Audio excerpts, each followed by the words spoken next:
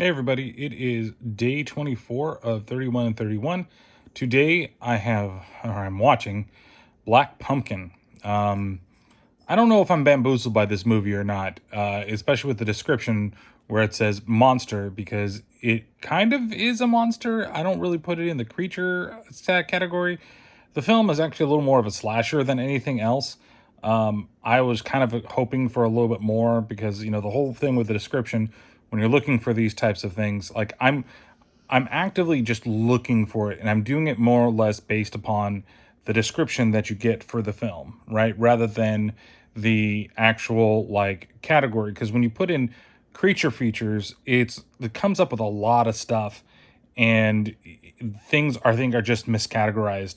I had the same problem when I was doing like a lot of the 80s horror stuff where they categorize it as horror, and then it's not really a horror film, it's something else.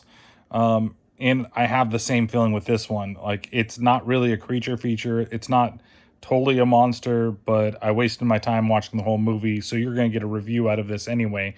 So what's Black Pumpkin? Black Pumpkin's basically about a a monster of sorts that appears on Halloween night and kills a bunch of people. And in the beginning of the movie, you watch a cop and his daughter get killed, and then you go to almost the present day, like 10 years later, and there's some kids that are making a documentary about this place, and the documentary that they're making happens to also be the place where Bloody Bobby resides, and they summon Bloody Bobby accidentally by putting some voodoo dolls up on a tree. And so that causes him to come out and go and try to kill all their family and friends, even though some of these people aren't really their friends at all. Like, the two are the only two friends. I guess the family, it makes sense, but it doesn't really make sense at the same time, because it's not the kid that actually did it. It's not his family. That happens to be Pork Chop. And it's really cheesy, and it's got some like things that are like, oh yeah, this would be cool if we did this. This would be cool if we did that.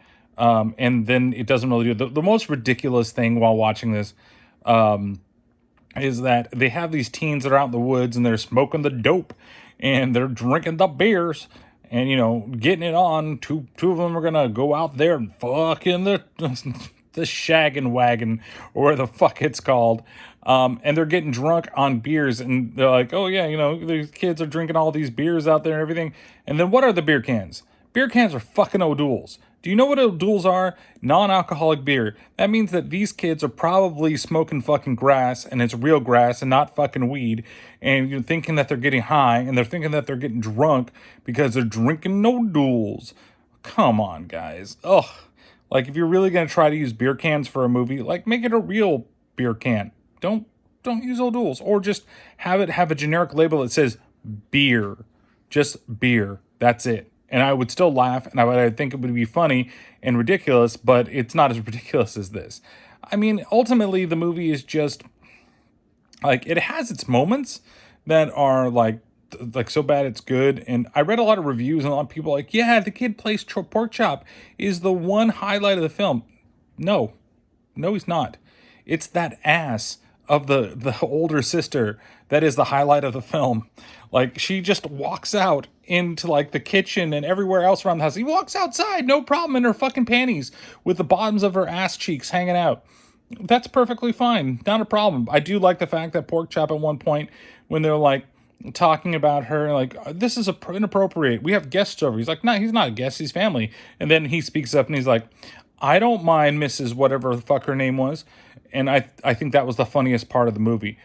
But it just falls short. It's not really a creature. It's not even a monster. It's, something supernatural. I guess you could say it's a creature of sorts. But he wears a mask. I mean, it's a slasher. This is a slasher movie, and it sucks. But that was the choice. So, bam, this is what we get for this creature feature. I'm sorry that a couple of these have popped up like this. And I guess I'm going to have to make it a better, like, if I can't, the thing is that sometimes I'll look at these movies and I'll read the description, and then I'll try to find it on Wikipedia and try to just browse real fast of what the thing is, right? So that if somebody has put up the whole plot synopsis You know, I just try to pick and choose and see, okay, is it going to actually be a creature? It's a creature? All right, it's a creature. And then I move on with it. There's nothing for this. There's absolutely nothing out there, and they all have the same fucking description.